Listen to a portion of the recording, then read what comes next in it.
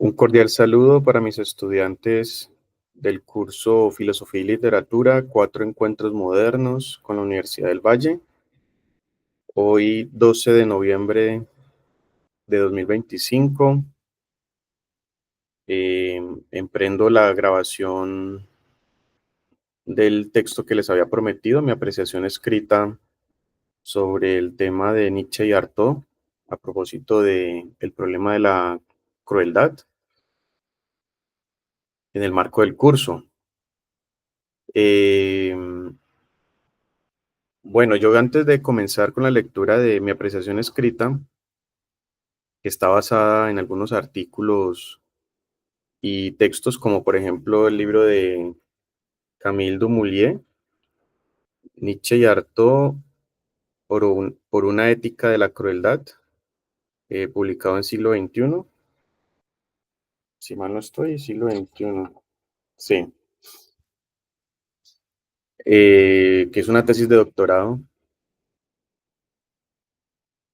Quiero leer un extracto de Trópico de Capricornio de Henry Miller, que pues imagino que lo conocen varios, sino que en clases pasadas he intentado leerlo y no ha habido la ocasión, entonces aprovecho esta grabación que les había prometido y empiezo con ese texto. Es todo el comienzo del libro de Henry Miller. Henry Miller, pues que ha sido un autor que hemos trabajado mucho en el curso o, o que he mencionado mucho, ¿no? Y he referenciado bastante. Bueno, dice el texto. Bueno, empieza con un epígrafe que me gusta mucho también. Dice, muchas veces el ejemplo es más eficaz que las palabras para conmover los corazones de hombres y mujeres, como también para mitigar sus penas. Por eso, como yo también he conocido el consuelo proporcionado por la conversación con alguien que fue testigo de ellas, me propongo ahora escribir sobre los sufrimientos provocados por mis desventuras para quien, aun estando ausente, siempre sabe dar consuelo. Lo hago para que, al comparar tus penas con las mías, descubras que las tuyas no son nada verdaderamente, o a lo sumo de poca monta, y así podrás soportarlas más fácilmente. Introducción a Historia Calamitatum, Historia de mis desventuras. Bueno, dice Henry Miller, una vez que has entregado el alma, lo demás sigue con absoluta certeza, incluso en pleno caos. Desde el principio nunca hubo otra cosa que el caos. Era un fluido que me envolvía, que aspiraba por las branquias.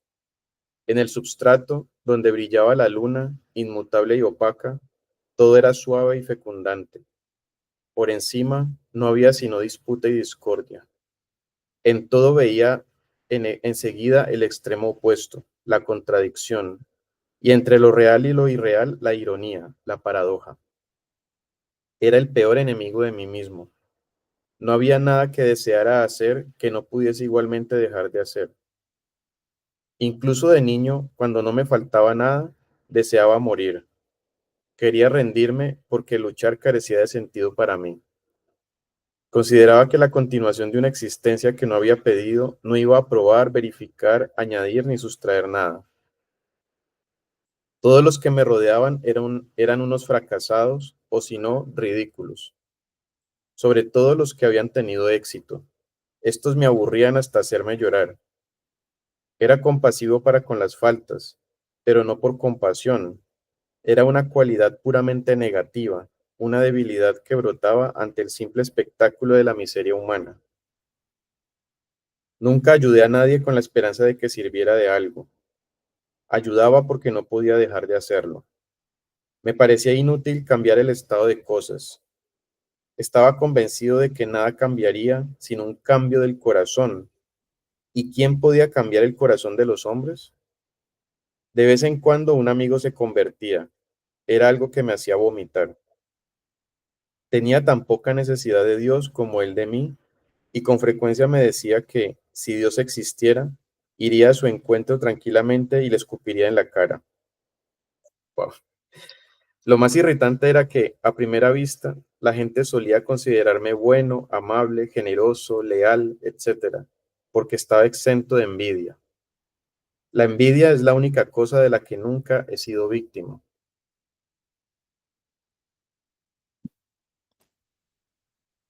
A veces hay que mover acá el cursor porque me dice que si me quiero salir de la pantalla aquí grabando, pues bueno, qué pena. Retomo. La envidia es la única cosa de la que nunca he sido víctima. Nunca he envidiado a nada ni a nadie. Al contrario, lo único que he sentido ha sido compasión hacia todo el mundo y por todo. Desde el principio mismo debí de haberme ejercitado en no desear nada demasiado ardientemente. Desde el principio mismo fui independiente, pero de forma falsa. No necesitaba a nadie porque quería ser libre, libre para hacer y dar lo que dictaran mis caprichos. En cuanto esperaban algo de mí o me lo pedían, me plantaba. Esa fue la forma que adoptó mi independencia. En otras palabras, estaba corrompido, corrompido desde el principio, como si mi madre me hubiera amamantado con veneno, y aunque me destetó pronto, el veneno permaneció en mi organismo. Parece ser que, incluso cuando me destetó, me mostré completamente indiferente. La mayoría de los niños se rebelan o fingen rebelarse, pero a mí me importaba un comino. Era un filósofo, siendo todavía un niño en mantillas. Estaba contra la vida por principio. ¿Qué principio? El principio de la futilidad. Todos los que me rodeaban luchaban sin cesar. Por mi parte, nunca hice un esfuerzo. Si parecía que hacía un esfuerzo, era solo para agradar a alguien. En el fondo, me importaba un bledo. Y si pudierais decirme por qué había de ser así, lo negaría, porque nací con una vena de maldad y nada puede suprimirla. Más adelante, cuando ya había crecido, me enteré de que les costó un trabajo de 1000 demonios sacarme de la matriz. Lo entiendo perfectamente. ¿A santo de qué moverse? ¿A son de qué salir de un lugar agradable y cálido, un refugio acogedor donde te ofrecen todo gratis? El recuerdo más temprano que tengo es el del frío, la nieve y el hielo en el arroyo, de la escarcha en los cristales de las ventanas, del hedor de las verdes paredes maderosas de la cocina. ¿Por qué vive la gente en los rudos climas de las zonas templadas, como las llaman impropiamente? Porque la gente es idiota por naturaleza, perezosa por naturaleza, cobarde por naturaleza. Hasta que no cumplí 10 años, nunca me di cuenta de que existían países cálidos, lugares donde no tenías que ganarte la vida con el sudor de la frente, ni tiritar y fingir que era tónico y estimulante. En todos los sitios donde hace frío, hay gente que se mata a trabajar y, cuando tienen hijos, les predican el evangelio del trabajo, que en el fondo no es sino la doctrina de la inercia. Mi familia estaba formada por nórdicos puros, es decir, idiotas. Suyas eran todas las ideas equivocadas que se hayan podido exponer en este mundo. Una de ellas era la doctrina de la limpieza, por no hablar de la probidad. Eran penosamente limpios, pero por dentro apestaban. Ni una sola vez habían abierto la puerta que conduce hasta el alma. Ni una sola vez se les ocurrió dar un salto a ciegas en la oscuridad. Después de comer, se lavaban los platos con presteza y se colocaban en la alacena. Después de haber leído el periódico, se plegaba cuidadosamente y se guardaba en un estante. Después de lavar la ropa, se planchaba y doblaba y luego se guardaba en los cajones. Todo se hacía pensando en el mañana, pero el mañana nunca llegaba. El presente solo era un puente, y en él siguen gimiendo, como el mundo, y ni a un solo idiota se le ocurre volar el puente. Mi amargura me impulsa con frecuencia a buscar razones para condenarlos, para mejor condenarme a mí mismo, pues soy como ellos también, en muchos sentidos. Durante mucho tiempo creía que había escapado, pero con el paso del tiempo veo que no soy mejor, que soy un poco peor incluso, porque yo vi siempre las cosas con mayor claridad que ellos y, sin embargo, seguí siendo incapaz de cambiar mi vida. Cuando rememoro mi vida, me parece que nunca he hecho nada por mi propia voluntad, sino siempre apremiado por otros. A menudo la gente me toma por un aventurero. Nada podría estar más alejado de la verdad. Mis aventuras han sido siempre casuales, siempre impuestas, siempre sufridas en lugar de emprendidas. Pertenezco por esencia a ese pueblo nórdico, altivo y jactancioso, que nunca ha tenido el menor sentido de la aventura, a pesar de lo cual ha recorrido la tierra y la ha vuelto del revés, esparciendo vestigios y ruinas por todas partes. Espíritus inquietos, pero no aventureros, espíritus agonizantes, incapaces de vivir en el presente, vergonzosos, cobardes, todos ellos yo incluido, pues solo existe una gran aventura y es hacia adentro, hacia uno mismo, y para esa ni el tiempo, ni el espacio, ni los actos siquiera importan. Cada ciertos años estuve a punto de hacer ese descubrimiento, pero fue muy propio de mí que siempre consiguiera escurrir el bulto. Si intento pensar en una buena excusa, la única que se me ocurre es el ambiente, las calles que conocí y la gente que vivía en ellas. No puedo pensar en calle alguna de América, ni en persona alguna que viva en ella, capaces de enseñarle a uno el camino que conduce al descubrimiento de... Me disculpan que estoy viviendo aquí al lado de una calle y a veces hace mucha bulla. Espero que no esté interfiriendo mucho con la lectura. Y si cierro las ventanas, pues ahí sí que me cocino. Bueno, sigo. No puedo pensar en calle alguna de América, ni en persona alguna que viva en ella, capaces de enseñarle a uno el camino que conduce al descubrimiento de sí mismo. He recorrido las calles de muchos países del mundo, pero en ninguna parte me he sentido tan degradado y humillado como en América. Pienso en todas las calles de América combinadas y como formando una letrina del espíritu en que todo se ve aspirado hacia abajo, drenado y convertido en mierda eterna. Sobre esa letrina, el espíritu del trabajo agita una varita mágica. Palacios y fábricas surgen juntos, y fábricas de municiones y de productos químicos, y acerías y sanatorios, y prisiones y manicomios. El continente entero es una pesadilla que produce la mayor miseria para el mayor número. Yo era uno solo, una sola entidad en medio de la mayor francachela de riqueza y felicidad, riqueza estadística, felicidad estadística. Pero nunca conocí a un hombre que fuera verdaderamente rico ni verdaderamente feliz. Yo por lo menos sabía que era desgraciado, que era pobre, que estaba desarraigado, que desentonaba. Ese era mi único consuelo, mi única alegría. Pero no bastaban. Habría sido mejor para mi paz, perdón, habría sido mejor para mi paz espiritual, para mi alma, que hubiera expresado mi rebelión a las claras, que hubiese ido a la cárcel, que me hubiese podrido y hubiese muerto en ella. Habría sido mejor que, como el loco Solgos, hubiera matado a tiros a algún honrado presidente McKinley, a algún alma apacible e insignificante como esa que nunca hubiese hecho el menor daño a nadie, porque en el fondo de mi corazón anidaba un asesino. Quería ver a América destruida, arrasada de arriba a abajo. Quería verlo suceder por pura venganza, como expiación por los crímenes que cometían contra mí y contra otros como yo, que nunca han sido capaces de alzar la voz y expresar su odio, su rebelión, su legítima sed de sangre. Yo era el producto maligno de un suelo maligno. Si no fuera imperecedero, el yo de que escribo aquí habría quedado destruido hace mucho tiempo.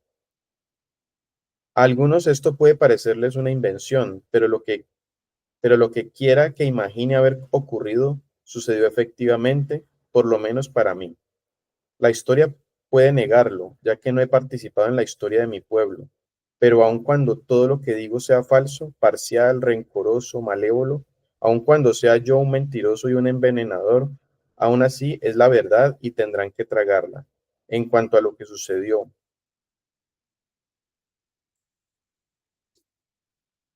todo lo que ocurre cuando tiene importancia es contradictorio por naturaleza.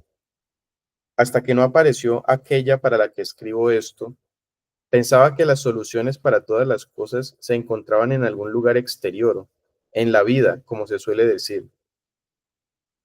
Cuando la conocí, pensé que estaba aprehendiendo la vida, aprendiendo algo en que podría hincar el diente. En lugar de eso, la vida se me escapó de las manos completamente. Extendí los brazos en busca de algo a que apegarme y no encontré nada. Pero al hacerlo, con el esfuerzo por aferrarme, por apegarme, a pesar de haber quedado desamparado, descubrí algo que no había buscado, a mí mismo. Descubrí que lo que había deseado toda mi vida no era vivir, si se llama vida a lo que otros hacen, sino expresarme. Comprendí que nunca había sentido el menor interés por vivir, sino solo por lo que ahora estoy haciendo, algo que es paralelo a la vida, pertenece a ella al mismo tiempo y la sobrepasa. Lo verdadero me interesa poco o nada, y tampoco lo real siquiera. Solo me interesa lo que imagino ser, lo que había asfixiado día a día para vivir. Que muera hoy o mañana carece de importancia para mí.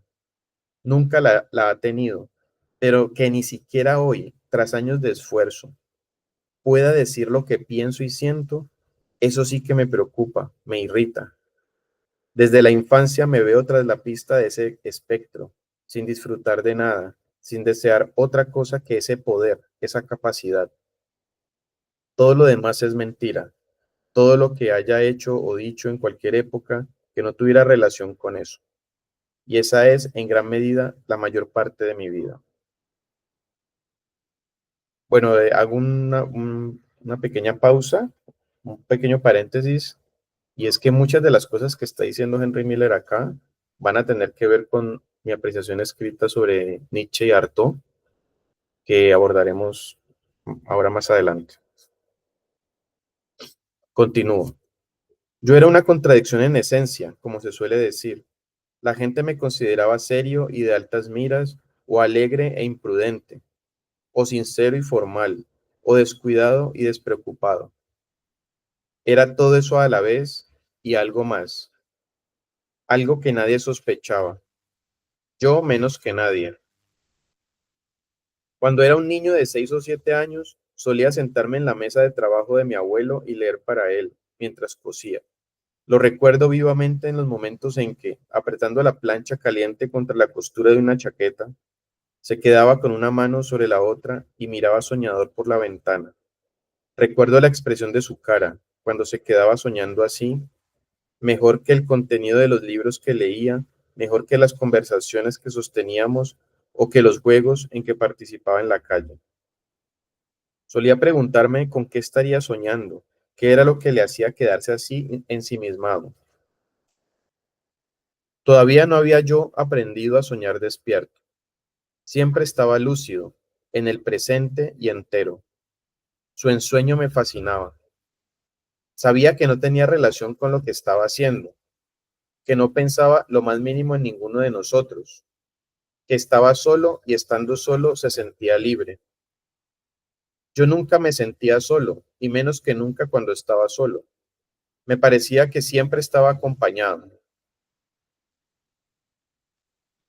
Era como una migaja de un gran queso, que era el mundo, supongo, aunque nunca me detuve a pensarlo. Pero sé que nunca existí separado. Nunca pensé que fuera yo el gran queso, por decirlo así. De modo que, incluso cuando tenía razones para sentirme desdichado, para quejarme, para llorar, tenía la ilusión de participar en una desdicha común, universal. Cuando lloraba, el mundo entero lloraba, y así lo imaginaba. Muy raras veces lloraba. La mayoría de las veces estaba contento, me divertía. Me divertía porque, como he dicho antes, en realidad todo me importaba tres cojones. Estaba convencido de que si las cosas me salían mal, le salían mal a todo el mundo. Y generalmente las cosas solo salían mal cuando uno se preocupaba demasiado. Eso se me quedó grabado desde muy niño. Por ejemplo, recuerdo el caso de mi amigo de la infancia, Jack Lawson.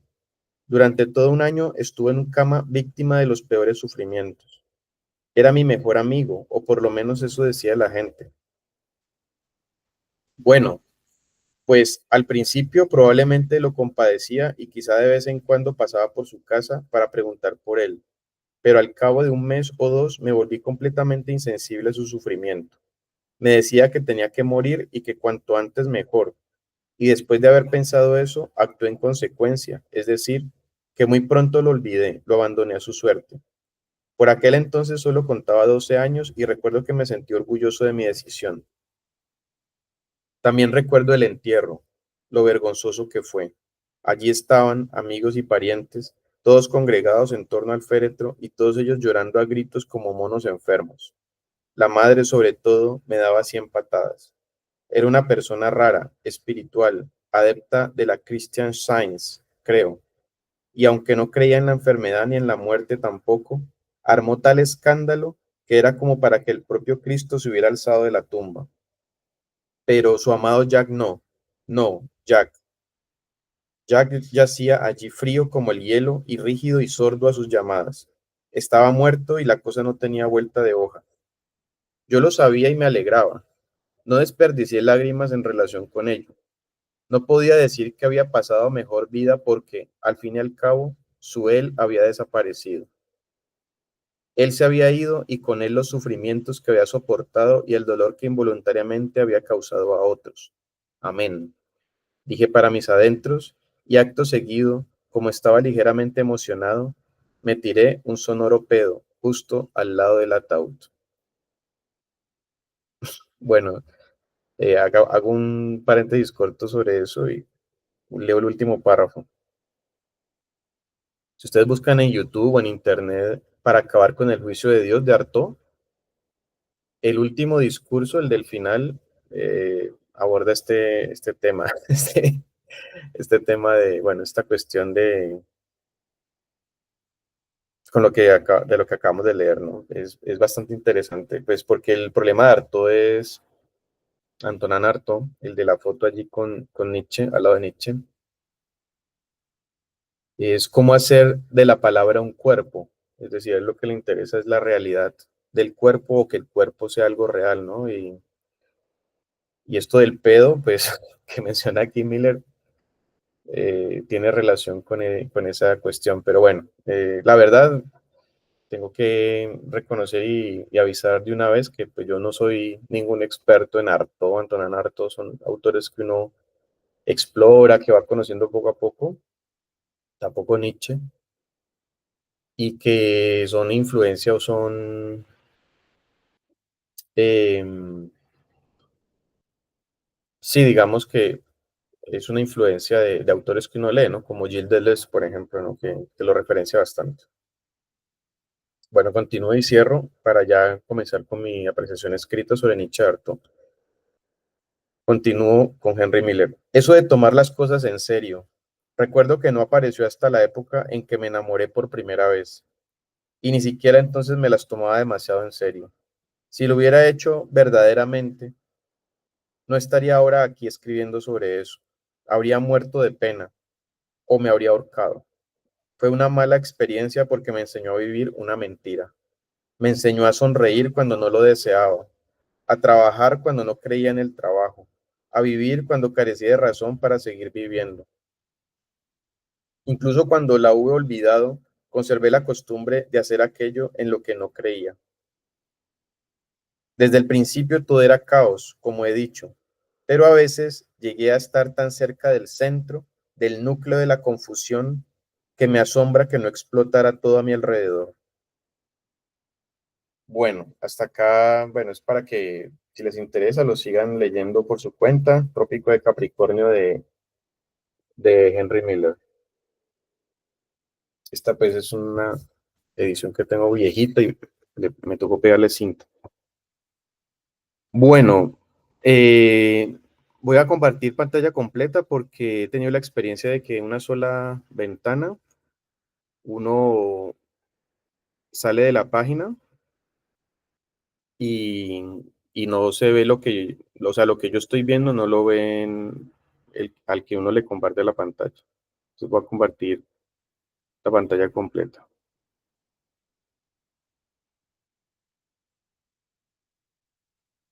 Bueno, dice, Nietzsche y Artaud sobre la crueldad.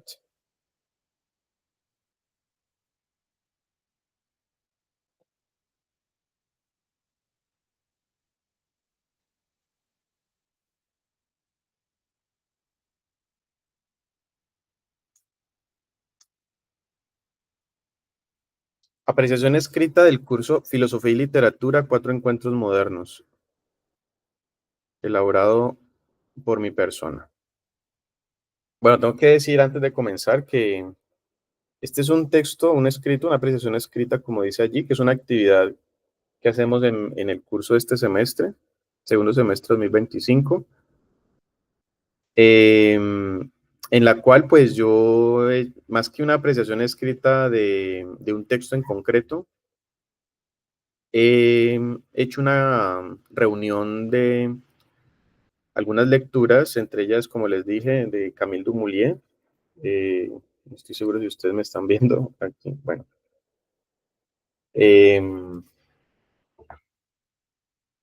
y otra de un artículo que encontré en internet vamos a ver si yo puse la bibliografía al final, no creo que no. No, no la puse. Vamos a ver si está la referencia completa. Bueno, el apellido el artículo es sobre Nietzsche Arto, el apellido es Juanes, como el cantante. Es muy bueno el artículo, es muy bueno y nos sirvió pues para entender, perdón, es sobre Artaud solamente, sobre Artaud y el teatro de la crueldad. Y nos ayudó en el curso pues a entender bastante sobre Artaud. Pues por supuesto hay elementos de El teatro y su doble, que es la obra, digamos, de Artaud que compila la mayor cantidad o si no la totalidad de sus ideas, ¿no? Y pues obviamente también está presente la obra de Nietzsche, la genealogía de la moral sobre todo, eh, más allá del bien y del mal, y el texto de Camille Dumoulin, que lo recomiendo mucho, esa tesis de doctorado, ¿no? Pues a ver que ustedes la vean bien. Este pues es un clon, creo que ustedes lo ven al revés, pero bueno. Entonces son unos apuntes, esta apreciación escrita son más como unos apuntes, como unas citas en concreto, y pues debo confesar que antes de comenzar, que no las desarrollé todo lo que hubiera deseado desarrollarlas. Son como anotaciones, apuntes, son extractos de pasajes que buscan generar algo, ¿no? Bueno, esa advertencia para que no vayan a ser tan duros conmigo. Sí, es más como una especie de compilación de citas. Bueno, dice, para Nietzsche y Artaud, vivimos en un mundo decadente, entregado al dinero, la estulticia y el crimen organizado. Les recomiendo cuando leo, bueno, esto como ustedes saben en el canal de YouTube, que lo voy a subir allí para mis estudiantes y para el público en general. Estos suelen ser lecturas comentadas, entonces si interrumpo y comento algo y están viendo el video, pues ustedes saben cuando estoy interrumpiendo y estoy haciendo un comentario. Eh, digamos, auditivamente, para quienes no estén viendo el video, estaré avisando cuando interrumpo o cuando hago un comentario, una glosa, ¿no? al texto, pero no voy a detenerme en el párrafo de la cita, entonces solamente visualmente ustedes se darán cuenta de quién es la cita, entonces en este caso es Juanes, página 189 de este documento que ustedes pueden buscar en internet. Eh, Veis que Juanes ¿cómo es? No, sí, es Juanes, Juanes el apellido. Sino que Juanes es el nombre, cuando dije lo del músico es porque es el nombre artístico, ¿no? Juan Esteban, pero aquí Juanes creo que es el apellido del del autor, ¿no? Bueno, sigo. Para Nietzsche y Artaud vivimos en un mundo decadente, entregado al dinero, la estulticia y el crimen organizado. Nietzsche, por ejemplo, decía de sí mismo que era un decadón. Eso de decadón es una expresión atribuida a Nietzsche, tomada de la película 10 de Nietzsche en Turín, que vimos en el curso, película del 2001 del director Julio Bressan. Es una película brasileña muy interesante que recomiendo bastante. Está hecha puramente de aforismos de Nietzsche. Entonces, Nietzsche dice de sí mismo que era un decadón, un decadente, ¿no? Se trata de él como un proyecto sin proyecto, al decir de Bataille, acerca del diagnóstico del presente, de encontrar y plantear los síntomas y la eventual enfermedad que padece la vida, su clínica. Filósofos y artistas entonces devienen médicos de la civilización, examinando las posibilidades de una nueva salud o de una gran salud en función de una sintomatología o una interpretación de signos. Al decir de Dumoulin, cito, son más bien una visión del hombre y del mundo, una reflexión sobre nuestra civilización considerada como la civilización de la decadencia, un rechazo de la metafísica y la ontología tradicionales, de la religión y de la moral, la voluntad de encontrar en el arte, y en particular en el teatro, el remedio de nuestros males, y por último, una práctica original de la escritura, los puntos de convergencia entre Artaud y Nietzsche. Desde aquí se menciona cuáles son los puntos de convergencia entre Artaud y Nietzsche, ¿no? Cierro la cita. Liberar la vida a través del arte, liberar la vida a través del arte y la escritura, ahí donde ésta se encuentra cautiva, prisionera, asfixiada, impedida, impotenciada. He ahí la tarea común al artista, al filósofo, al pensador, al creador. Así, ya no se trata, en los intereses del presente curso, de una vida encerrada en el yo, o en un yo, neurosis Kant, o de una vida desperdigada en lo sublime, es decir, en un tiempo fuera de sus goznes, presente vacío inasignable o duración Bergson. Y aquí hay una referencia, las voy a leer todas siempre. Si bien voy a adjuntar este documento allí en la descripción del video de YouTube, ¿no? A este respecto, recordamos la fórmula de Deleuze en su libro Lógica del Sentido. Dice, comillas, en un caso es mi vida la que me parece demasiado débil para mí, que se escapa en un punto hecho presente en una relación asignable conmigo. En el otro caso, soy yo quien es demasiado débil para la vida. Es la vida demasiado grande para mí, echando sus singularidades por doquier, sin relación conmigo, ni con un momento determinable como presente, excepto con el instante impersonal que se desdobla en todavía futuro y ya pasado. Es un pasaje que me encanta de lógica del sentido, es para reflexionar mucho, mucho, eh, meditar, son los dos sentidos de lo sublime, ¿no? A mi parecer. Yo soy el que me hago responsable de todo lo que digo aquí. Bueno, entonces ya no se trata, decía, de una vida encerrada en un yo o en un tiempo fuera de sus goznes, sino que se trata de encontrar o de recobrar una vida intensa mediante un replanteamiento y una renovación del problema filosófico y artístico de la crueldad vía Nietzsche harto. Esto es como retomar lo que hemos venido viendo en el curso para entender el sentido de esto que estamos viendo ahora, que es ya no el problema del yo que vimos con Kant y Rimbaud, o el problema del tiempo que vimos con Bergson y Proust, sino que es ya la crueldad, una cuestión ya de la vida, ¿no? No del yo ni del tiempo, sino de lo vital en Nietzsche y Artaud.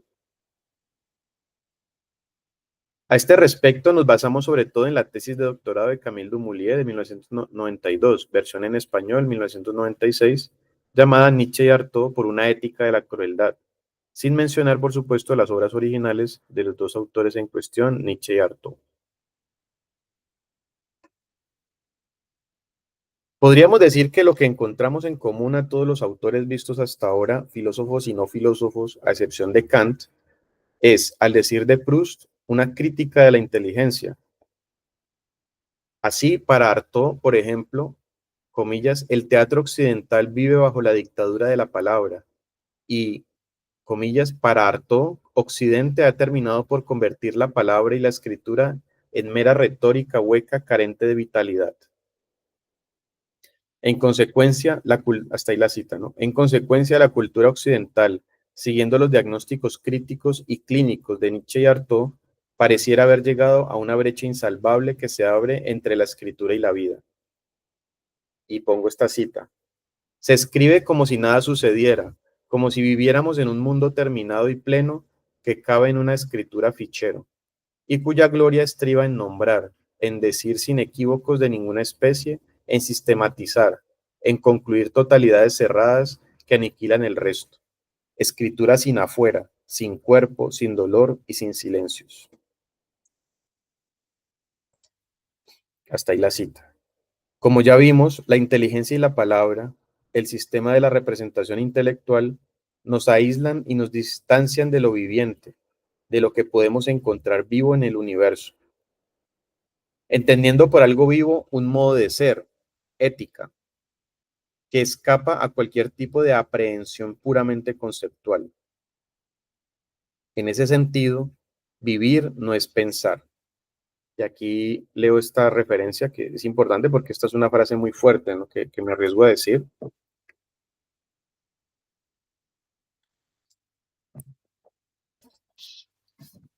Dice, recordemos la anécdota que narra Bergson con el terrón de azúcar en su evolución creadora de 1907. Y lo cito, si quiero prepararme un vaso de agua azucarada, puedo hacerlo, pero debo esperar que el azúcar se disuelva. Este hecho sin importancia está lleno de enseñanzas, pues el tiempo que tengo que esperar no es ya ese tiempo matemático que se aplicaría también a lo largo de la historia entera del mundo material, aun cuando se nos mostrase toda de una vez en el espacio. Coincide con mi impaciencia, es decir, con una cierta porción de mi duración, que no es prolongable ni reducible a voluntad. Eso no es más del pensamiento, es de lo vivido. No es ya una relación, es lo absoluto. Entonces, ahí la clave es esta última parte, ¿no? Eso no es más del pensamiento, ese momento de espera, esperando precisamente, valga la redundancia, a que el terrón de azúcar se disuelva. Es esa experiencia, porque eso no es pensamiento, no es una relación como dice el texto, ¿no? No es algo matematizable, medible, digamos, por más rápido que yo agite el terrón de azúcar, pues presuponiendo que el azúcar viene en terrones, que es como lo hacen los franceses, ¿no? Acá en Colombia viene disuelto, ¿no? Pues disuelto no, viene en granitos desperdigados, no vienen en cubos, o sea, disolver un cubo de azúcar es más difícil o demora más que, que en cristales, ¿no? Diminutos. Entonces, a eso se refiere la anécdota de Bergson, pues él al ser francés y todo, y es que usted puede, no sé, por comentar, ilustrar, ¿no? Usted puede, no sé, ser Flash pero tiene que esperar ese instante de espera, ese momento de espera, esa es la duración, eso es algo que escapa a mi voluntad, ¿no? Que no es reducible ni alargable a voluntad. Eh, esa espera, ¿no? Ese instante de espera, esa impaciencia, a pesar de la impaciencia, esa revelación de esos afectos, todo eso que moviliza, eso me revela algo que Bergson llama el absoluto. Entonces, si ustedes quieren sentir la experiencia del absoluto, que la mayor parte del tiempo es inconsciente, no prestamos atención a ello, acuérdense cada vez que disuelvan un terrón de azúcar, pues si tienen la ocasión, o azúcar o algo que se demore en disolverse, ¿no? No es prolongable ni reducible a voluntad. Eso no es más del pensamiento, es de lo vivido. No es ya una relación, es lo absoluto. Esto me hace pensar otra frase en otro contexto, en otra obra de Bergson, que dice que eh, Antes de filosofar hay que vivir, dice él, que podría traducirse como antes de pensar hay que vivir, o sea, uno antes de ponerse a pensar, a filosofar, hay que ir a disolver el azúcar en el agua, hay que ir a preparar el almuerzo, hay que responder a ciertas exigencias y necesidades de la vida, ¿no? O sea, la vida, en ese sentido, guarda un margen, digámoslo así, digámoslo así en este contexto, de independencia con respecto a lo pensable, ¿no? Bueno, entonces, en ese sentido, vivir no es pensar. Dicho de otra manera, hay una vida no conceptual en las cosas, subrepresentativa, sin principio, sin principio teológico, racional, cuantificable, medible, y sin fin, cronológico, teleológico o histórico. La vida sería lo impensable que habita en el pensamiento.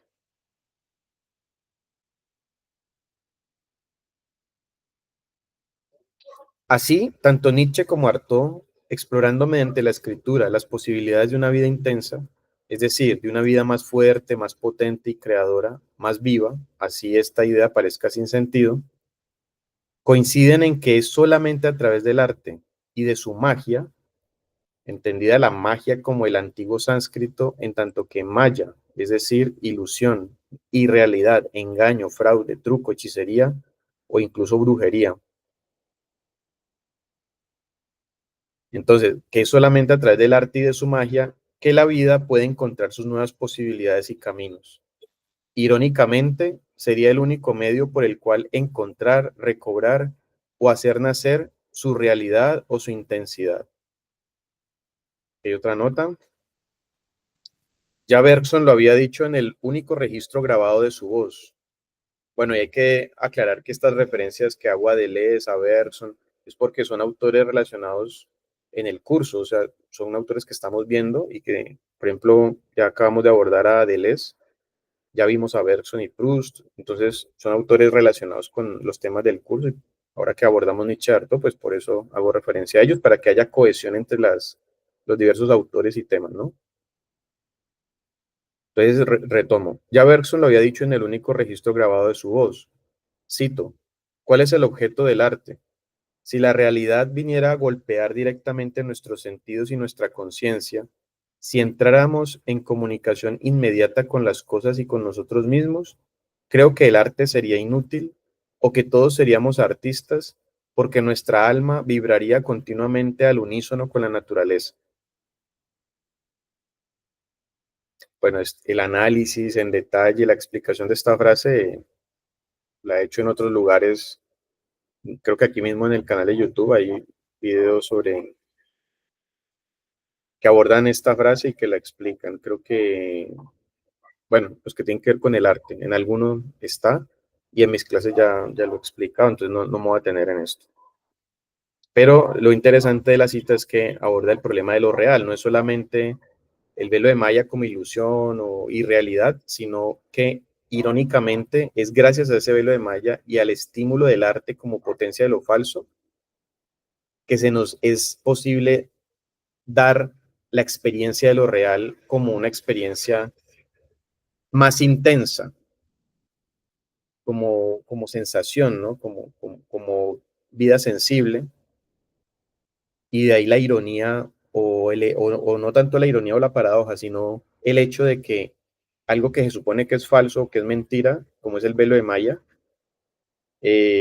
traiga efectos para lo real, o sea, afecte o establezca una relación de interafección con lo real al punto de que casi que produzca esa experiencia de lo real y pues la cita de Bergson a todas luces eh, apunta a eso, ¿no? Si la realidad viniera a golpear directamente, o sea, si la realidad fuera algo ya dado, algo obvio, pues todos seríamos artistas o el arte sería inútil. Entonces, como tampoco hay como salida, ¿no? O todos somos artistas, o sea, o ya el mundo es arte, la vida es arte y la vida es obra de arte, el ser humano es obra de arte, o el arte no tiene sentido, es inútil y pues la realidad ya está ahí, digamos. Como la realidad ya está ahí, pues el arte es inútil. No tiene sentido y no existiría. Eh, Entonces hay una conexión muy estrecha entre arte y realidad o potencia de lo falso, la magia que trae el arte y la experiencia de lo real como intensidad.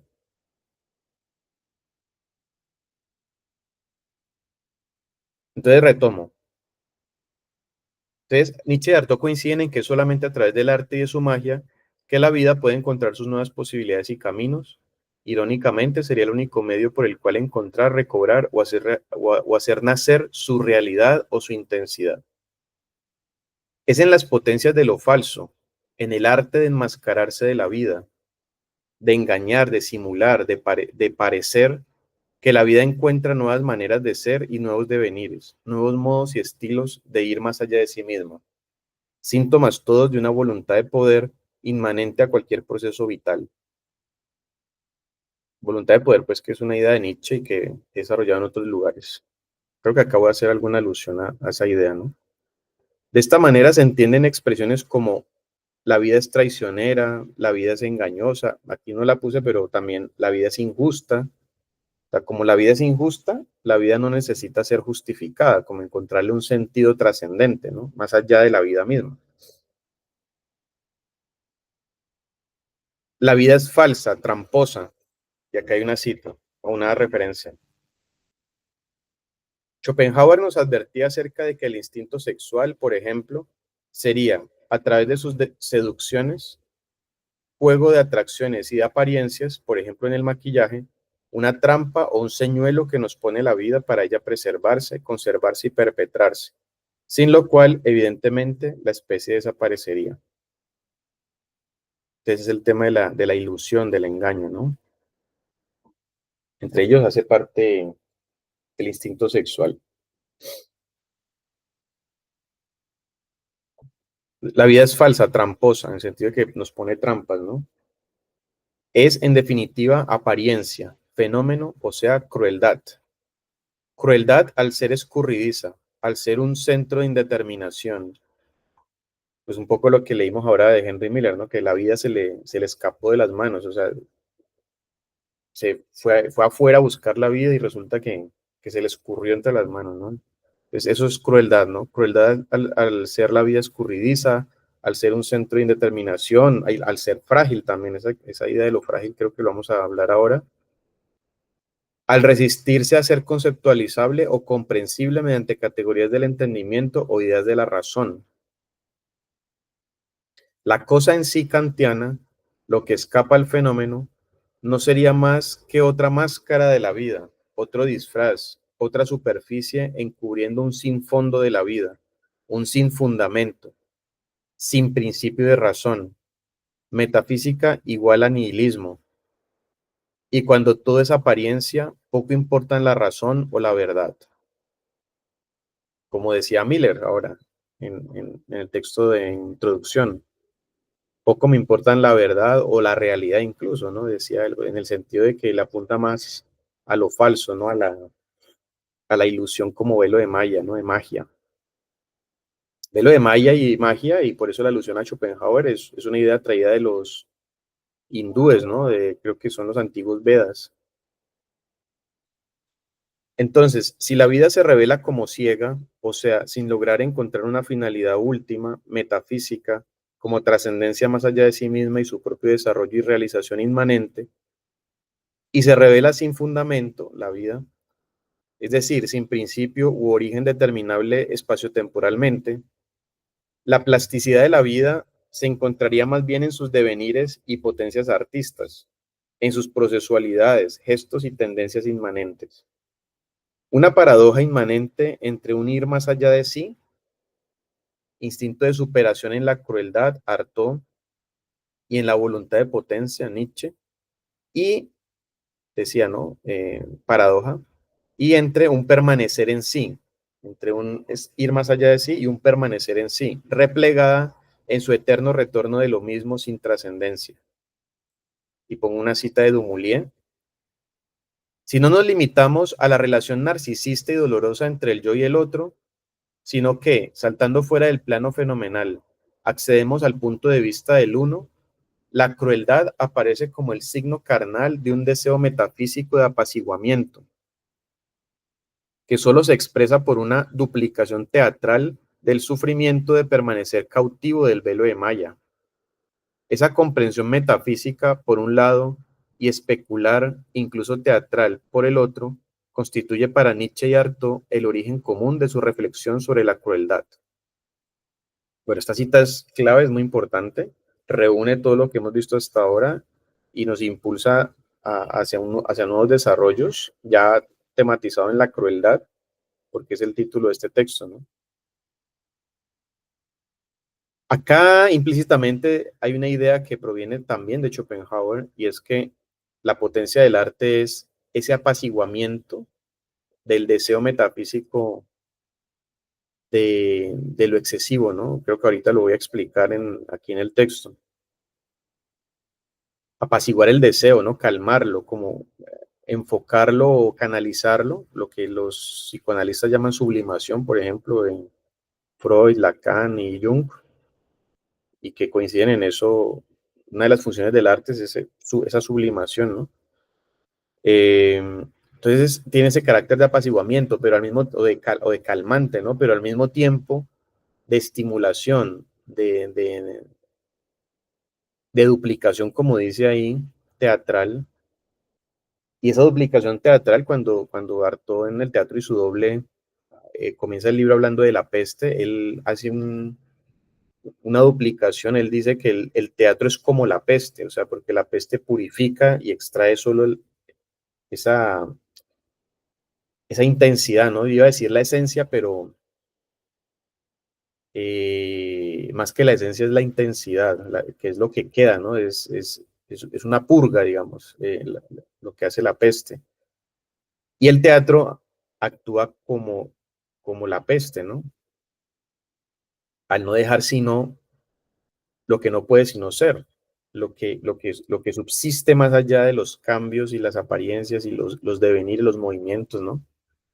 Eso que queda al final, eso digamos, lo que está llamado a existir, a permanecer cautivo del velo de Maya. Es decir, el arte apacigua, nos libera del querer vivir, del sufrimiento, pero también, al mismo tiempo, potencia el sufrimiento al potenciar el deseo de permanecer cautivo de ese velo de Maya, del juego de las apariencias, de la continuación de la vida, ¿no? Más allá de sus avatares, de sus devenires, como pasando por la peste, ¿no?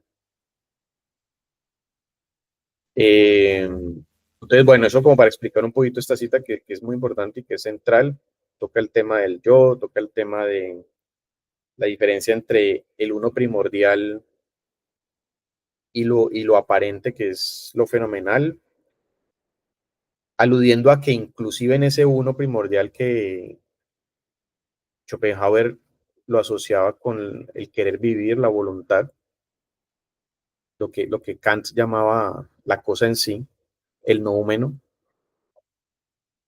es también o pertenece también o está cautivo también de ese velo de Maya, de ese juego de apariencias, o sea, la cosa en sí, el noúmeno, el uno primordial, metafísico, ¿no? Del cual emerge o que hace posible lo fenomenal, casi que uno diría, ese uno también se expresa fenoménicamente o está atado al juego de las apariencias, al juego artístico de la ilusión y de la magia, ¿no? Y que al final uno nunca aprehende, ¿no? Siempre se escapan. Kant ya lo decía, pues es lo impensable, la idea de la razón no es fenomenal, no se puede entender inteligiblemente, de ahí que pertenezca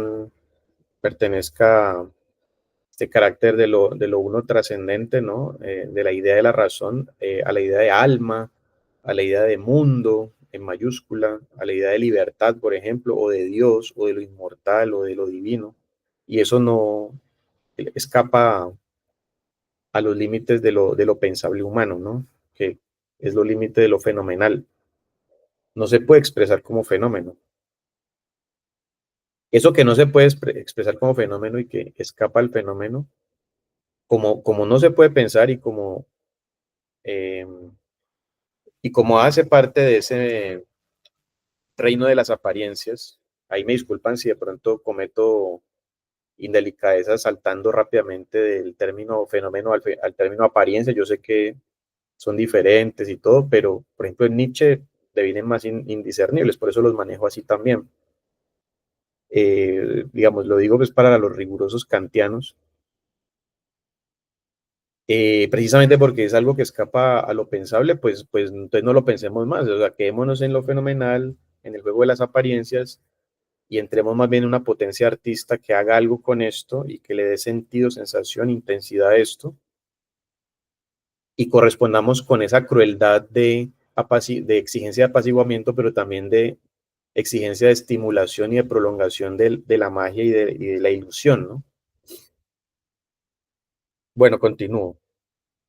De tal manera que poco importa lo verdadero y lo falso, importa más bien el sentido y el valor, como nos indica la lectura de Deleuze sobre Nietzsche. Véase todo el inicio de su libro Nietzsche y la filosofía. Una obra de arte no es verdadera o falsa, sino que una obra de arte tiene sentido y valor, y su sentido sería este apaciguamiento de la voluntad de vivir, del uno primordial, del noúmeno, ¿no? De ese en sí sin forma, que es indeterminado, ¿no? Que es eterno, ¿no? Mucho mejor decía que es eterno, que es ciego y que es sin fundamento, que es sufrimiento.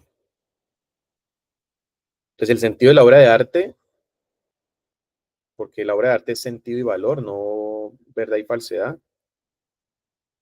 El sentido es este apaciguamiento de la voluntad de vivir, que es sufrimiento, desborde, deseo excesivo. Y su valor, a su turno, sería este permanecer cautivo del velo de Maya. Entonces, en tanto una obra logra permanecer, hacernos permanecer cautivos del velo de Maya, que la vida pueda continuar en sí misma, ese es el valor de la obra de arte. La obra de arte cobra valor desde el momento en que logra eso, esa permanencia al mismo tiempo que ese apaciguamiento o ese tranquilizante, por decirlo así, de la violencia de lo que desborda y del deseo mismo excesivo que es sufrimiento y que también puede llevar a la locura, ¿no? El psicoanálisis y la psicología del arte, lo digo pues porque este semestre estoy dando ese curso, psicología del arte, pues lo advierten muy bien, o sea, si fracasa la sublimación, el individuo puede,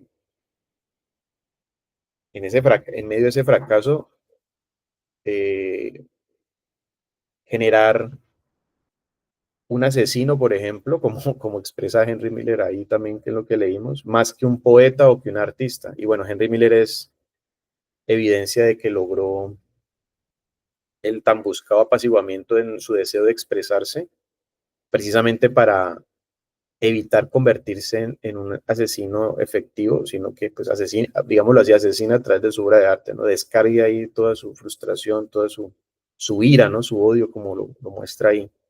Sirva como de sublimación, ¿no? En ese sentido. Bueno, continúo.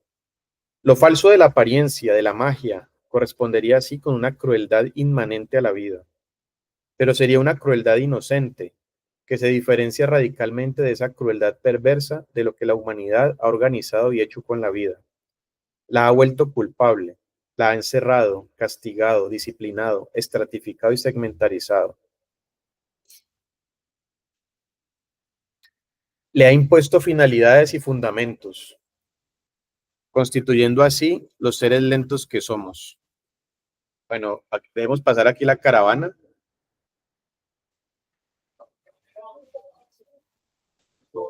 Los que, los que de pronto no sepan, pues yo vivo en Cali, Colombia, entonces pues esto es Colombia, ¿no? Lo que les llamaría las fuerzas del pueblo. Bueno, eh, entonces es una crueldad inocente y no una crueldad perversa. Esta última, la crueldad perversa, es lo que la humanidad pues ha hecho con la vida, ¿no? La ha organizado a tal punto de que ha organizado la carencia, ha organizado la crueldad misma. Le ha impuesto finalidades y fundamentos a la vida, constituyendo así los seres lentos que somos. una depresión vital, una desaceleración de lo viviente respecto de la potencia inmanente y paradójica de la vida. Bueno, esto de la depresión vital y esto yo ya lo he trabajado en clases pasadas, entonces para los estudiantes de mi curso, que fue pues con base en un texto de David Lapuyat que se llama Potencias del tiempo, versiones de Bergson. Se trata, por dar un ejemplo, de la crueldad del imperativo categórico kantiano, del deber moral, como dice Nietzsche, o de la crueldad de la culpa, de la interiorización del dolor, del remordimiento o del arrepentimiento en el pecado, la mala conciencia propia de la religión cristiana y que releva el resentimiento del judaísmo. Y pongo una cita de Dumoulin. Comienza la cita. La crueldad, stricto sensu, como penetración de la carne por desgarramiento previo de la piel, oculta una experiencia metafísica y pone en juego la existencia como tal. Es ese movimiento que empuja a ir a ver bajo la piel del otro, bajo la envoltura que delimita su integridad y la delimita como suavidad, delicadeza, morbideza, según la palabra que emplea Hegel en su estética. Por otra parte, precisa que la epidermis humana, contrariamente a la del animal, comillas, permita comprobar a cada instante que el hombre es un ser uno, sensible y dotado de alma. Entonces, vean aquí cómo esta idea de lo uno que vimos en la cita pasada tiene que ver con esta idea de la razón en sentido kantiano, que es la idea de alma, ¿no? Como cosa en sí, como esencia. Esta cita está muy bella, ¿no? Que es de Hegel en su estética. La epidermis humana, contrariamente a la del animal, supuestamente, permita comprobar a cada instante que el hombre es un ser uno, sensible y dotado de alma. Pues cuando se desgarra la piel, estamos asistiendo a esa fragmentación del uno en múltiple. Esa es la crueldad, ¿no? Es por eso por lo que la crueldad ejercida sobre el hombre es la más interesante, la más reveladora. Lo que la piel protege frágilmente de la fractura, a la vez que lo deja ver, es, continúa Hegel, comillas, la vida, por así decirlo, turgente, turgor vitae. Entonces, retomo, lo que la piel protege frágilmente, lo que la piel protege frágilmente de la fractura, a la vez que lo deja ver, es la vida turgente, turgor vitae. Pero la piel cortada sangra, de ahí la expresión en latín, cruor. Si quieren la pueden investigar por internet. Pero la piel cortada sangra, cruor, de donde viene crueldad, ¿no? Se agita y más al fondo incluso apesta. Es ya el cadáver que se revela en la visión inmunda de la sangre y de la carne despojada del ornamento de la piel. In mundus. Cruor, la sangre que corre, es el signo de la vida y significa vida, fuerza vital, pero también, y por eso mismo, es signo de violencia infligida a esa carne. Y cruor significa también asesinato, carnicería. Cruor es la vida, y la vida, según numerosas fórmulas de Nietzsche y D'Artaud, es crueldad. Cruor es la violencia, pero la violencia en nosotros, la sangre de nuestra sangre, la vida-muerte que se agita allá abajo, bajo la piel, en esa carne que no somos y sin embargo fuera de la cual no existimos. Dumoulin. Bueno, hay que decir que Dumoulin es un autor que recomiendo 100%. Hay un libro de él en la editorial de la Universidad del Valle, la segunda edición, no vayan a comprar la primera, se llama Filosofía y Literatura, precisamente, puede funcionar muy bien como un manual, pero Dumoulin es muy agudo y tiene una escritura muy acertada, muy buena, ¿no? Como es común en muchos franceses. Entonces, esto último me parece interesante por la paradoja de la obra de arte con sentido y valor en cuanto que su sentido sería apaciguar el querer vivir, que es algo cruel también, ¿no? Porque pues, ¿quién no quiere vivir? Pues todos queremos vivir. Entonces la obra de arte solidifica, eso esa vida solidificada allí, concretizada, ¿no? Objetivada, y en tanto que se hace objeto, apacigua el querer vivir, lo reúne ahí, no lo condensa, siendo expresión del alma, ¿no? De algo que es uno y que deviene dos cuando deviene obra de arte. Eh, entonces, esa crueldad corresponde con el sentido de la obra de arte, en tanto que va, va más allá de ella, en tanto que apacigua, o sea, supera la vida, como dijo Henry Miller en el texto, ¿no? Nace de la vida, es paralelo a ella, pero la sobrepasa, ¿no? Entonces,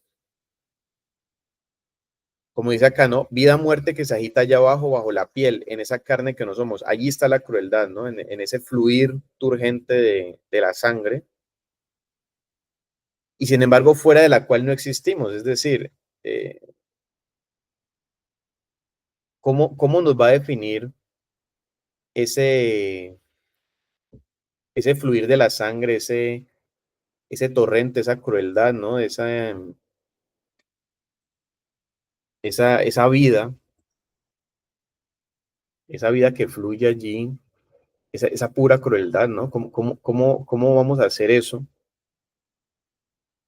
desde el momento en que necesitamos también calmar, apaciguar eso turgente, ¿no? Esa crueldad la queremos apaciguar, y una de las maneras más efectivas, si no la única, es a través de la obra de arte, a través del arte. Pues, no somos esa violencia, pero es la que nos engendra, ¿no? Como dice Henry Miller, soy el producto maligno, un suelo maligno, es decir, no somos eso y sin embargo fuera de eso no podemos existir. Entonces, sentido apaciguamiento y valor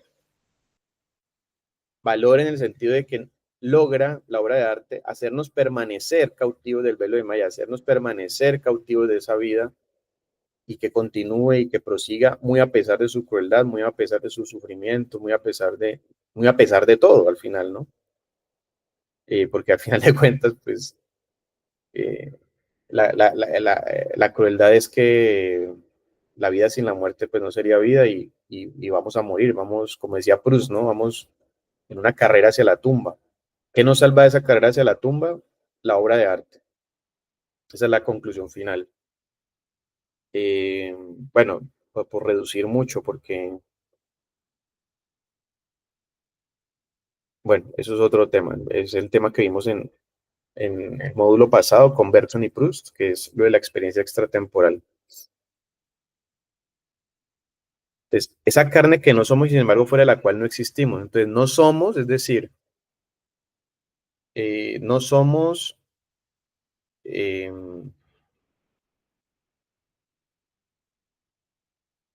a ver, es que estoy intentando hacer el parangón con sentido y valor, apaciguamiento, del desborde, pero también estímulo de ese desborde. Entonces no somos, es un poco la frase de Sartre en El Ser y la Nada, ¿no?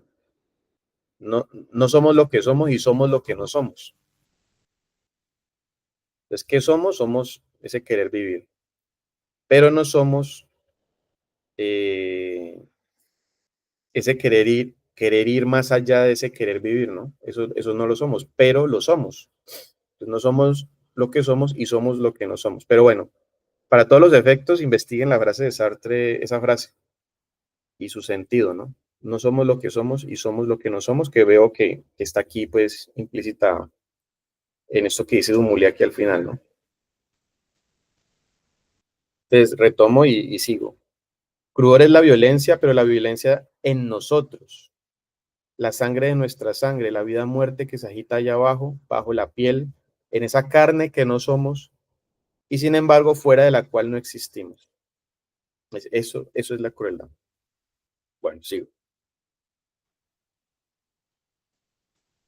Para Nietzsche y Artaud hay entonces dos tipos de crueldad. Uno, la perversa, históricamente determinada e institucionalizada por religiones y culturas. Y dos, la inocente, inmanente a la vida como devenir y potencia. Para caracterizar la primera, la cual coincide con el origen de la conciencia, dice Dumoulin, lo cito: la aparición de la conciencia se convierte así en signo de un desmayo del ser vivo, de un repliegue y una pérdida de intensidad, de suerte que toda la historia de la crueldad es la de una perversión y que a Nietzsche y a Artaud les parece casi imposible encontrar en ella una manifestación fenoménica pura e inocente. Eso es la aparición de la conciencia y su relación con la crueldad. Sigo. De los análisis de la genealogía de la moral o de los pasajes de El teatro y su doble, consagrados a la definición de la crueldad, resulta que la crueldad, que Nietzsche llama contra natura, y que para Artaud es la expresión de un apetito perverso, se caracteriza por el encierro del sujeto en lo imaginario y por su aspecto voluntario y espectacular. El origen de la crueldad perversa es pues claramente patológico. Buscada a modo de compensación, es característica de la debilidad y de la impotencia de quienes, como los emperadores asirios de que habla Artaud, quieren probar su poder y gustan de contemplar pruebas sangrientas de él. Entonces, ahí hay una asociación rápida entre crueldad, poder y vida, ¿no? Son los impotentes los que ejercen el poder, los que detentan el poder, ¿no? Precisamente porque son impotentes. Si fueran potentes, no necesitarían del poder. Y otro aspecto que quiero comentar de esta cita, y es esto del encierro del sujeto en lo imaginario, que a mí me ha puesto a pensar mucho, y es, claro, la modernidad, pues porque el curso se llama Cuatro Encuentros Modernos, estamos pues cerrando el tercer encuentro de Nietzsche Artaud y abriendo el que ya abordamos, Deleuze y Melville. La modernidad repliega al individuo, al ser humano, en lo imaginario y entonces se empieza a gestar, a producir, a organizar esa separación de lo real y lo imaginario muy caro al psicoanálisis, sobre todo de Lacan, ¿no? Que dice una cosa es lo real, otra es lo imaginario y otra es lo simbólico. Pues resulta que el ser humano antiguo tenía integrado en él como un ser uno que es, no dividido, lo real, lo imaginario y lo simbólico. O sea, eran poetas de la acción en la vida. El arte era la vida, el poeta era un poeta de la acción, de la vida.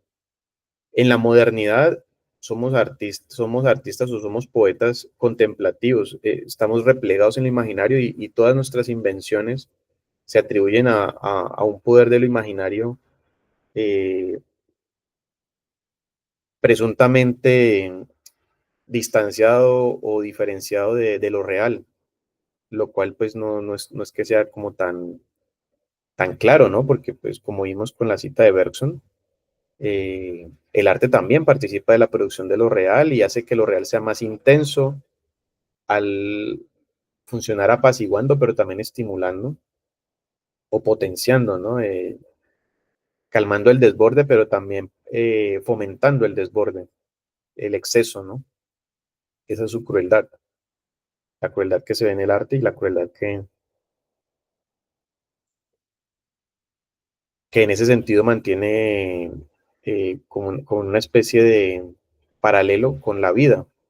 Arte y vida tienen su encuentro, su relación, su semejanza con respecto a este tema de la crueldad, ¿no? Entonces es interesante, ¿no? Claro, el ser humano replegado, se lo replegas en lo imaginario, entonces desde ahora, pues no, eso es lo imaginario, cuando no es así. Bueno, pasa la caravana. No está tan cerca. Bueno, sigo. Bueno, esta otra también es de Dumoulin, dice, y Artaud sigue caracterizando esta crueldad perversa. Y aun cuando Artaud, igual que Nietzsche, ve en la conciencia la enfermedad del hombre, y hay una cita ahí al pie en el texto original, ¿no? Que dice,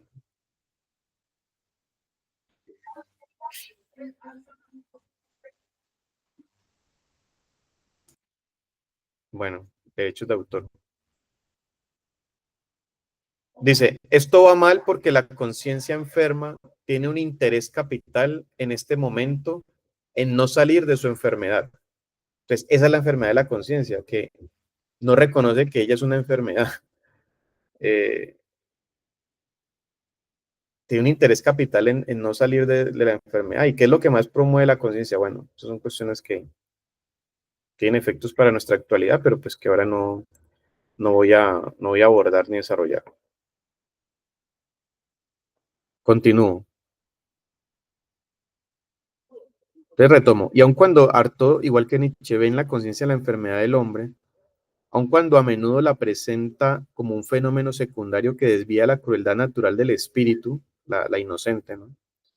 Le atribuye una realidad metafísica ligada en forma remediable a ese momento de la creación, ¿no? Estamos hablando de Artaud, a ese momento de la creación al que pertenece el hombre. Como, comillas, no hay crueldad sin conciencia, y como, comillas, la vida es siempre la muerte de alguien, cierra comillas, esa frase siempre me ha conmovido, ¿no? Habría que meditarla bastante, ¿no? La vida es siempre la muerte de alguien, hasta ahí la cita. El sueño, bueno, la cita dentro de la cita, ¿no? El sueño de inocencia en la crueldad es ensombrecido por el sentimiento de una culpabilidad metafísica con la que el hombre debe contar.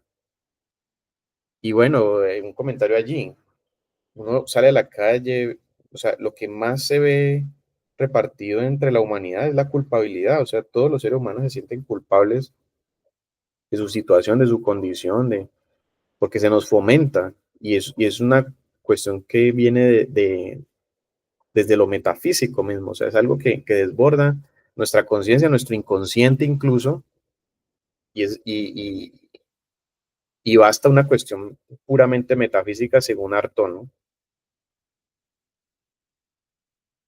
Entonces, como no hay crueldad sin conciencia y como la vida es siempre la muerte de alguien, el sueño de inocencia en la crueldad es ensombrecido por el sentimiento de una culpabilidad metafísica con la que el hombre debe contar, pero no impide la esperanza sostenida por la visión gnóstica de la creación de reinscribir la crueldad en el camino de su pureza metafísica, mediante una lucha encarnizada contra la malvada crueldad divina.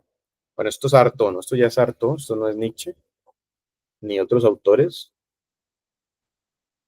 Y es que, claro, si metafísicamente la vida es crueldad, o sea, no hay remedio, pues tiene que existir forzosamente una crueldad inocente si es que queremos desculpabilizar la vida y queremos creer en la vida, estar a favor de ella y de sus devenires y de lo que ella es, afirma. Si es que somos vitalistas, si no, pues volvámonos nihilistas, ¿no? Metámonos en una religión, budismo, cristianismo, judaísmo, hinduismo, lo que ustedes quieran, pero si no, tendrá que haber una crueldad inocente de la vida que está mancillada y que está ensombrecida por una crueldad perversa eh, propia de la divinidad, según Arto, ¿no? Entonces, como si la crueldad fuera el problema, pero también la solución. Es problema en tanto que es perversa, pero es solución en tanto que nos llama y nos exige reencontrar una inocencia en la vida y una crueldad inocente, por lo tanto.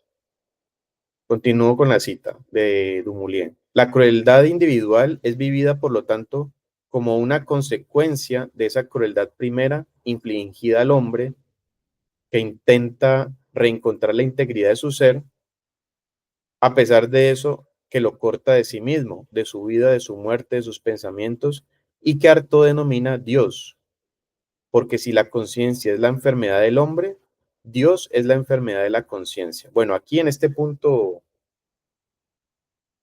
Artaud es un autor que va demasiado lejos, va y desde siempre, ¿no? En su vida y su obra.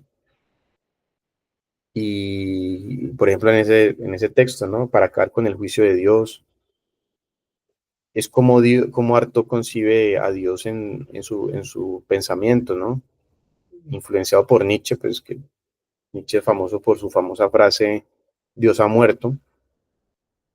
Y es que para Artaud Dios es eso, Dios es quien nos separa de nuestros pensamientos, vida, muerte, de nosotros mismos y de nuestra vida incluso, ¿no? De la crueldad inocente.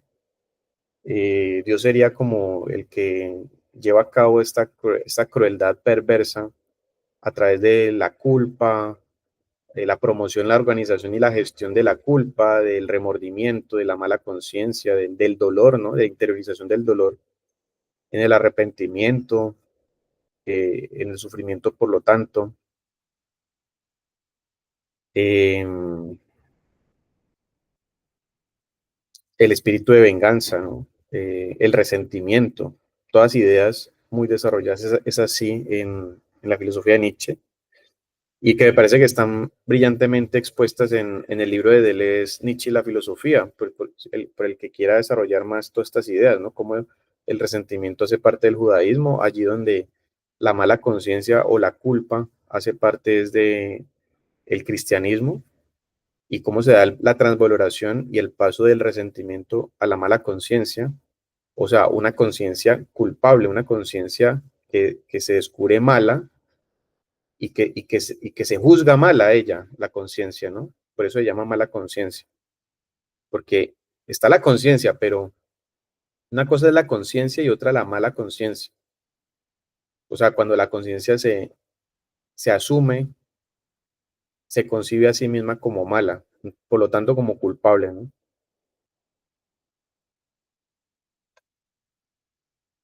Y acá una cita de Juanes, respecto de la cual sigue otra de Dumoulin. Por eso les decía al inicio, advirtiéndoles que esto es una reunión más de citas interesantes, por eso mis glosas y comentarios tematizando pues toda esta cuestión. Respecto a la segunda forma de la crueldad, o sea, la crueldad inocente, nos dice Juanes, que me parece una caracterización muy buena hecha por Juanes en ese artículo. Dice, comillas, con el término crueldad, Artaud no alude a torturas, rituales demoníacos o a un juego sádico-masoquista protagonizado por verdugos y víctimas. Crueldad significa, en su caso, entrar en trance y superar el control racional y moral institucional que atenaza a los individuos, o dicho de otra manera, alcanzar un estado que nos permita abrirnos a la alteridad. Ruptura de límites que exige una disciplina rigurosa, sin la cual sería imposible acceder a la excentricidad y a la plenitud existencial, en el entendido de que cualquier trastorno radical de nuestra identidad codificada implica un esfuerzo desmedido. Y una cita dentro de la cita. Abre comillas. Desde el punto de vista del espíritu, crueldad significa rigor, aplicación y decisión implacables, determinación irreversible, absoluta. Empleo la palabra crueldad en el sentido de apetito de vida, de rigor cósmico y de necesidad implacable. Crueldad, cierra ahí la cita dentro de la cita. Crueldad tiene que ver con creación incesante. Cruel, puesto que la renovación de la vida exige la muerte. La creación destrucción cósmica, que incluye lo individuado y por lo tanto al hombre, es la savia de todo lo viviente.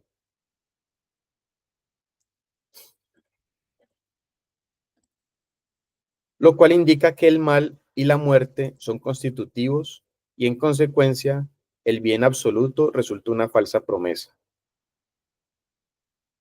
Una cita dentro de la cita. Cuando el Dios oculto crea, obedece a la necesidad cruel de creación que a él mismo le ha sido impuesta. Está ahí la cita. La cuestión estriba en el sentido que se le dé a la crueldad. No es lo mismo la crueldad despiadada del electrochoque que la crueldad liberadora del teatro. Mientras no dejemos de crear, tendremos que admitir la necesidad del mal cósmico. El teatro no debe olvidarlo.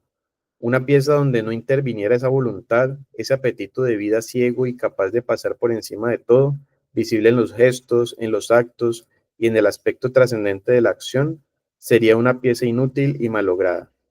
Bueno, esto último es la insistencia de Artaud en que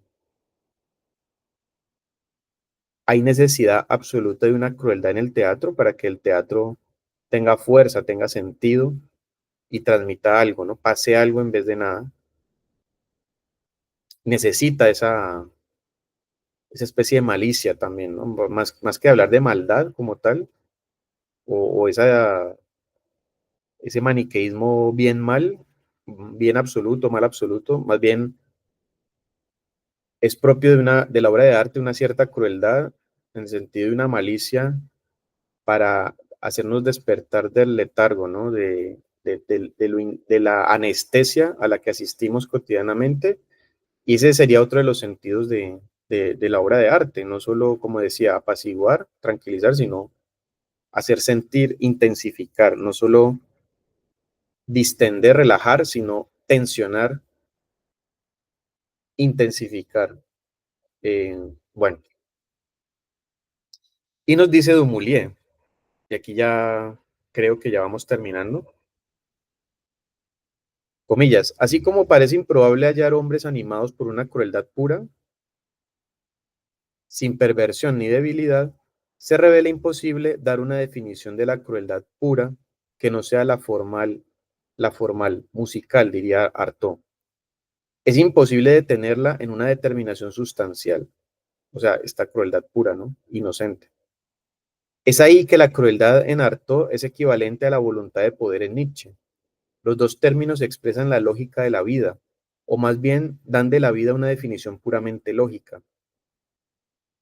Lógica nueva que no obedece a las leyes de la racionalidad, es decir, de la moral, sino que se presenta justamente como la lógica de la ética. Es el sentido más profundo de la observación de Nietzsche, según la cual la dinámica de la vida, del mundo como voluntad de poder, es cruel en la medida en que, comillas, toda fuerza en cada instante va hasta sus últimas consecuencias, cierra comillas. Y esa fórmula coincide con la más alta definición que da Artaud de la crueldad.